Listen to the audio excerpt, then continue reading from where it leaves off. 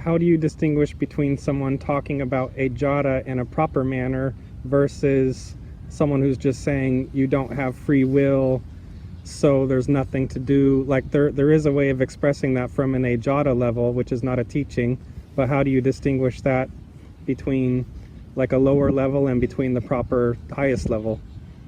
That is, we are told that ajata is the ultimate truth, but we cannot apply that that's inapplicable to ego. If we want to experience ajata, what is the first thing to rise? Ego. It is ego.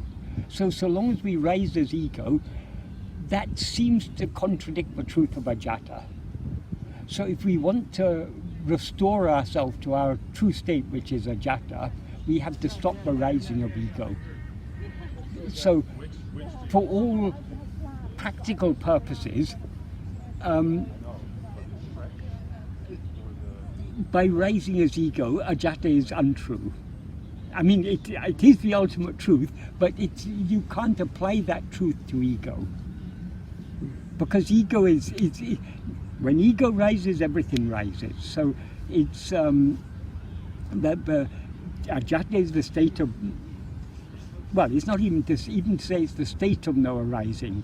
It is the truth in which there never was any rising. So it's people with half-baked understanding pick up little bits here and there and make a mishmash of them and get themselves into confusion.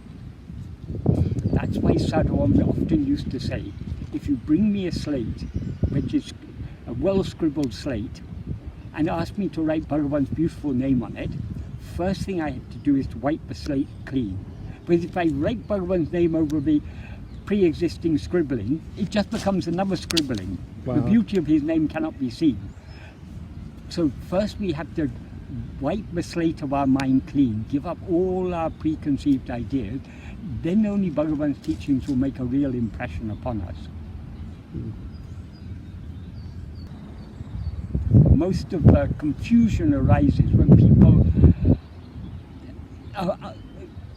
have failed to wipe the slate clean, and therefore they're trying to understand Bhagavan's teaching through the perspective of their already preconceived ideas.